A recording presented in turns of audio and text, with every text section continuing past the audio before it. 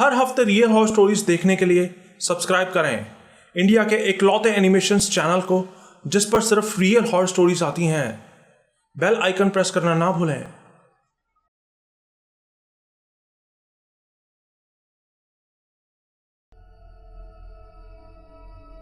मैं आपको अपनी लाइफ से जुड़ी कुछ ऐसी बातों के बारे में बताना चाहती हूँ जिसने मेरी पूरी लाइफ ही बदल कर रख दी थी। कुछ ऐसा जिसने मेरी पूरी जिंदगी बर्बाद कर दी। मैं इस बारे में बात करना पसंद नहीं करती, लेकिन मेरा आप लोगों को ये सब कुछ बताना बहुत जरूरी है, क्योंकि ये सब मेरे सीने पर एक बोझ की तरह है। मैं वैसे तो पंजाब से हूं, लेकिन उन दिनों हम इंग्लैंड के मैनचेस्टर सिटी में रहा करते थे। सब कुछ बहुत अच्छा चल रहा था, लेकिन फिर हमारे किसी अपने ने ही हमें ऐसा धोखा दिया कि हमसे हमारा घर और पैसा सब कुछ लूट लिया। अब हमारे पास ना तो रहने को कोई घर था और ना पैसे। मेरे मम्मी पापा और भाई लंदन में रहते थे, तो हम लोगों ने कुछ दिनों के लिए उन्हीं के यहां चले जाने का फैसला किया। सोचा था कि कुछ दिनों बाद जब हालात ठीक हो जाएंगे तो हम वहां से चले जाएंगे, और हुआ भी ऐसा ही। कुछ ही दिनों बाद मेरे हस्बैंड की जॉब लग गई। मैं कुछ दिन अपने पेरेंट्स के यहां रही और फिर हमने लंदन में ही एक घर किराए पर ले लिया। घर पुराना तो था, लेकिन बहुत ही अच्छा और बड़ा था, और उसका रेंट भी बहुत कम था। हम खुश थे। सब कुछ भूल के हमें अब अपनी लाइफ की नई शुरुआत उस घर में करनी थी। लेकिन उस घर में जाते ही पहली रात को मुझे एक बहुत डरावना सपना आया। मैं रूम में अपने बच्चों के साथ ही सो रही थी कि मुझे सपना आया जैसे कोई औरत मेरे पैरों के पास खड़ी है। उसे देखकर मुझे ऐसा लग रहा था जैसे मैं उसे पहले से जानती हूं, लेकिन सपने में उसे देखकर मेरी चीख निकल गई। मेरी आवाज सुन के मेरे हस्बैंड, जो कि साथ वाले रूम में ही कुछ काम कर रहे थे, वो मेरे पास आ गए। मैंने उनको सपने के बारे में बताया तो वो बोले कि डरो मत, यहां कोई औरत नहीं है, मैं साथ वाले रूम में ही काम कर रहा हूं। मैं भी उसे बस एक सपना समझ के फिर से सोने के लिए लेट गई। लेकिन फिर से लेटते ही मेरे बेड के बगल में टेबल पर रखा जग किसी ने बहुत जोर से नीचे फेंक के मारा। मैं फिर से डर के उठ गई और अपने गुरु का पाठ करने लगी।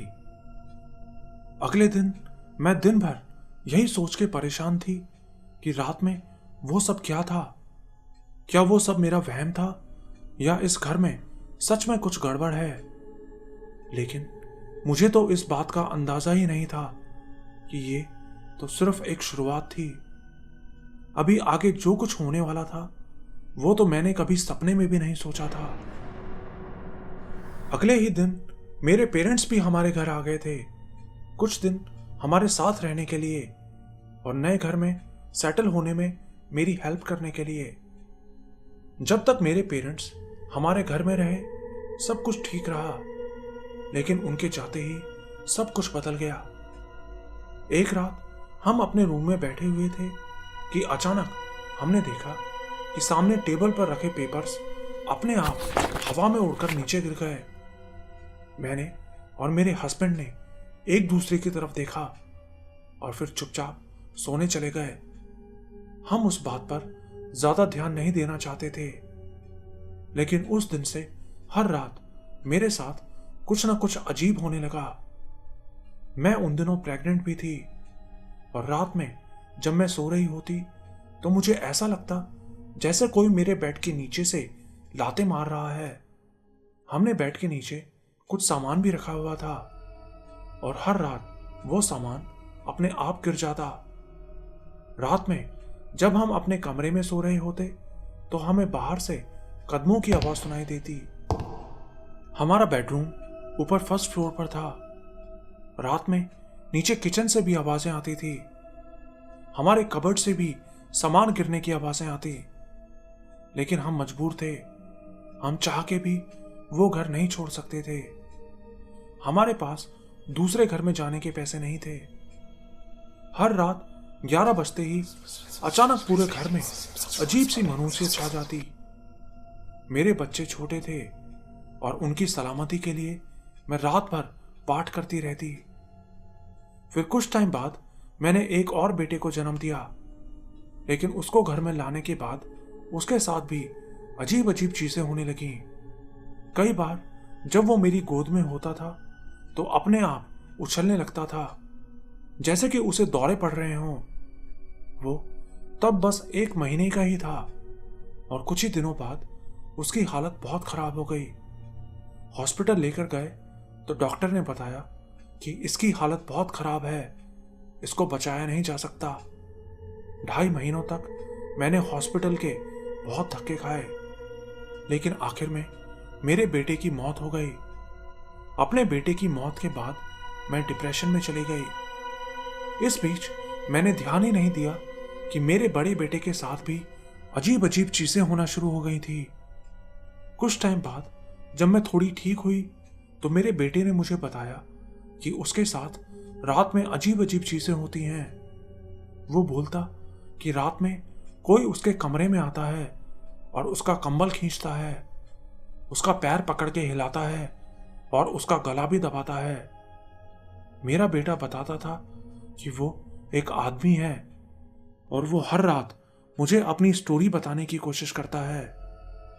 उस आदमी ने मेरे बेटे को बताया था कि वो घर पहले एक जेल हुआ करता था और उस जेल में उस आदमी को और बहुत से लोगों को बुरी तरह टॉर्चर करके मारा गया था। असल में उस घर में एक नहीं बल्कि बहुत सारे भूत रहते थे, लेकिन मैं अपने बेटे से बोलती कि ये सब तुम्हारा वहम है। लेकिन कुछ टाइम बाद हमारे घर के हालात और बुरे होते गए। मेरा बेटा बिल्कुल बदल गया था।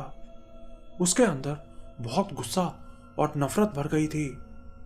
वो हर किसी से नफरत करने लगा था। मेरे हस्बैंड ने भी काम करना छोड़ दिया था। बस सरकार की तरफ से जो पैसे मुझे मिलते थे उसी से हमारा घर चलता था। रात में कई बार मेरा बेटा खिड़की से कूद के बाहर चला जाता और अगले दिन वापस आता। उसको याद ही नहीं होता था कि वो कब खिड़की कूद के बाहर गया था। एक दिन उसने सुसाइड करने की भी कोशिश की।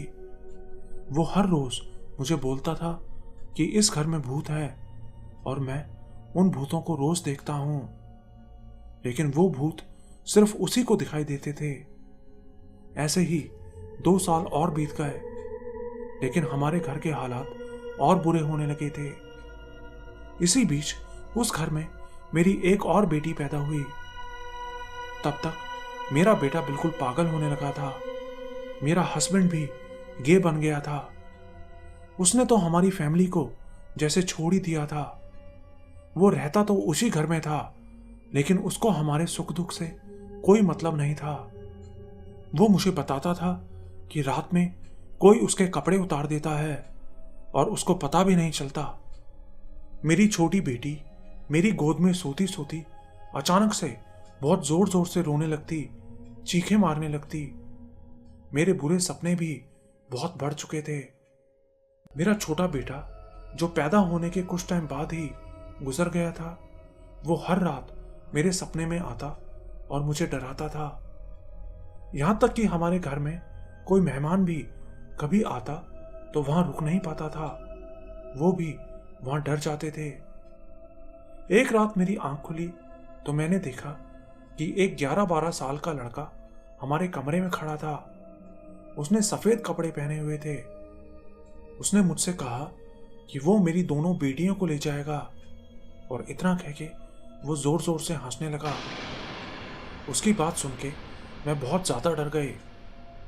रात में कभी भी अगर हम 11 बजे के बाद नीचे वाले फ्लोर पर रुक जाते तो अपने आप सारा सामान नीचे गिरने लगता। सीढ़ियों पर बहुत से लोगों के भागने की आवाजें आती। हम रात में कभी भी नीचे वाले फ्लोर पर नहीं रुक सकते थे। एक रात मेरे बच्चे देर रात तक नीचे मूवी देख रहे थे मैं ऊपर अपने रूम में ही थी, तो मैं बच्चों को बुलाने के लिए रूम से बाहर गई तो देखा कि सीढ़ियों पर एक औरत काले कपड़ों में खड़ी थी। उसने मुझे देखकर जोर से सीढ़ियों पर मुक्का मारा, ये बताने के लिए कि नीचे वाले फ्लोर पर अभी भी तुम्हारे बच्चे क्यों बैठे हैं। मेरे बेटे की हालत दिन पर दिन बिगड़ती जा रही थी। वो पागल हो गया था और शैतान की पूजा करने लगा था। मेरे हस्बैंड और मेरे बीच बहुत झगड़ा होने लगा था और एक दिन वो हमें छोड़ के चला गया। मेरे बेटे की भी हालत इतनी खराब हो गई थी कि उसको मेंटल हॉस्पिटल में एडमिट करवाना पड़ा। अब घर में सिर्फ मैं और मेरी 2 बेटियां थी। रात में हर रोज मुझे सपना आता जैसे कि मैं एक बहुत बड़े पीपल के पेड़ के पास जा रही हूं और वहां पे एक लड़का और लड़की खड़े होते थे। वो लड़का मेरे अंदर घुसने की कोशिश करता, लेकिन उसके ऐसा करते ही मैं एक झटके से नींद से उठ जाती। हर रात मेरे साथ ऐसा होता। मैं बिल्कुल अकेली पड़ गई थी। मेरे घर वालों ने भी मुझसे बात करना बंद कर दिया था। मेरे पास ऐसी कोई भी जगह नहीं थी जहां मैं जा सकूं। मेरी फैमिली बिल्कुल खत्म हो गई थी। मेरे एक बेटे की मौत हो गई थी और एक पागल हो गया था। मेरा हस्बैंड मुझे छोड़ के चला गया था। धीरे धीरे मेरी छोटी बेटी के साथ भी अजीब अजीब चीजें होने लगी। वो रात में सोते सोते अचानक से बहुत जोर जोर से रोने लगती। मेरी जिंदगी मौत से भी बदतर हो चुकी थी। लेकिन फिर मेरी जिंदगी में एक बहुत ही अच्छा इंसान आया और उसने मेरी उस घर को छोड़ने में बहुत हेल्प की। जिस दिन हम उस घर को खाली कर रहे थे तो वहां एक लॉफ्ट था सामान रखने का। तो मैं वहां से सामान निकालने गई तो देखा कि हमारी फैमिली के हर एक मेंबर का एक एक कपड़ा उस लॉफ्ट में रखा हुआ था। लेकिन हम तो कभी उस लॉफ्ट में जाते ही नहीं थे। आखिर में हमने वो घर छोड़ दिया। हमने तो वो घर छोड़ दिया था, लेकिन मेरा बेटा नहीं बच सका। उस मेंटल हॉस्पिटल में ही उसकी मौत हो गई। उस घर को छोड़ देने के बाद मुझे कभी कोई भूत दिखाई नहीं दिया।